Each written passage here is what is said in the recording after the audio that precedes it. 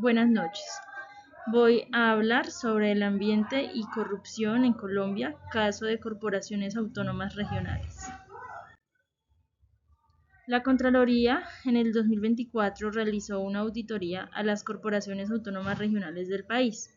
Encontró 23 irregularidades, 13 de ellas con incidencia fiscal. Identificó en el informe 7 proyectos ejecutados por estas corporaciones con una inversión de más de 58 millones de pesos provenientes del Sistema General de Regalías. Las corporaciones investigadas fueron Corporinoquia, un proyecto para la restauración de áreas ambientalmente degradadas, en el que se celebraron 2 contratos con una inversión de más de 4.000 millones de pesos.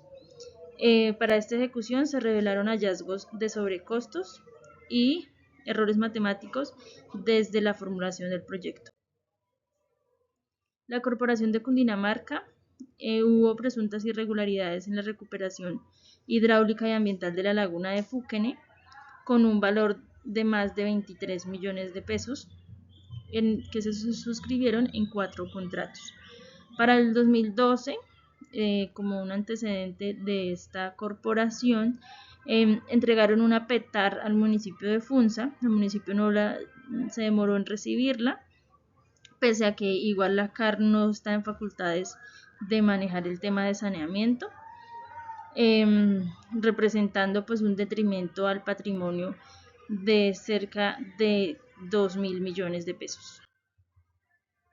Codechocó, en un proyecto de recuperación de áreas afectadas del río Atrato, tercerizó los contratos por más de 15.000 millones de pesos. Corponariño, en un plan de restauración en las cuencas de los ríos por casi 8.000 millones de pesos, no se encontraba licencia sanitaria para la movilización del material vegetal, además de la ausencia del certificado LICA y otros documentos importantes para estos procesos. Corpo Guajira, el proyecto para la rehabilitación de los ríos Ancho Negro, Maluisa y otros afluentes, con 2 contratos de más de 4.000 millones de pesos. Corpo Amazonía, se revelaron hallazgos fiscales en el POMCA del río Loreto Yacu por más de 3.000 millones de pesos. ¿Cuáles son las consecuencias de estos temas de corrupción en las corporaciones? No es un caso puntual o reconocido el tema de corrupción que estoy exponiendo, pero sí es un tema muy frecuente en las corporaciones autónomas del país. En temas ambientales igual hay un tema de corrupción muy latente en el que pasan por encima de los derechos del medio ambiente y de las comunidades que se benefician o lo protegen. Esto como un contexto general. Sin embargo, en el caso de la corrupción en estas entidades cuya misión es proteger el ambiente, representa unas consecuencias. Para la comunidad, desvíos de los recursos públicos que iban a ser invertidos en ellos mismos y que los iban a beneficiar, representando un impacto negativo en los mismos proyectos ambientales, y además que pierden la confianza hacia estas entidades. Consecuencias económicas, principalmente pues la pérdida de gran cantidad de recursos. Recordemos que hay un detrimento fiscal de más de 10.000 millones de pesos por esos 13 casos encontrados, además de los sobrecostos que presentan esos proyectos y la ineficiencia económica en general. Consecuencias legales, principalmente las investigaciones disciplinarias a las que van a ser sometidas las entidades, y también la posible acción penal que se les va a impartir.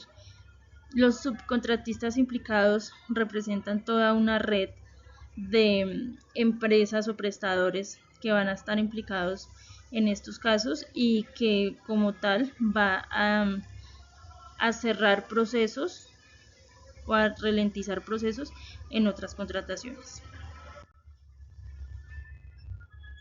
En temas de liderazgo, teniendo en cuenta que el liderazgo en la función pública es tan importante para poder hacer un buen uso de los bienes públicos, promoviendo las decisiones para proteger principalmente el medio ambiente y las comunidades. Un buen liderazgo en el sector público impediría que los intereses privados o de particulares estén por encima de los intereses de las comunidades. En este sentido, vemos que en el caso que presento, un liderazgo ético se refiere a manejar un grupo de personas o una entidad con honestidad, coherencia, comunicación clara y gestión responsable, promoviendo el respeto y la equidad.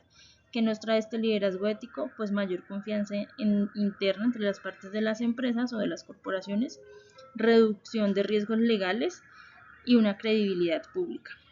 En el caso en que no hay un liderazgo ético, en el que se manipulan las cifras o la información se oculta, se favorecen intereses personales o de otros o de terceros, se ignoran las normas, tenemos unos efectos que es la pérdida de legitimidad institucional y el aumento del conflicto entre las empresas, entre las corporaciones, con el gobierno, con la comunidad, y es más factible que le suceda sanciones legales o económicas. ¿Qué se recomienda para poder ejercer un liderazgo ético en estas corporaciones y en general en todas las empresas del sector público o privado? Siempre modelar el comportamiento en que los líderes siempre estén alineados con los valores de la empresa. En el caso de la CAR, las corporaciones, la misión de estas empresas es cuidar el medio ambiente y los líderes que están en estas empresas deberían siempre velar por cuidar el medio ambiente con una buena gestión económica. Promover la transparencia en los procesos y en las decisiones de contratación, ya que vemos que la mayor cantidad de hallazgos son en contratación, se subcontratan, se pasan los contratos a terceros y hay muchas fallas en el tema económico que obviamente van a afectar la parte ambiental.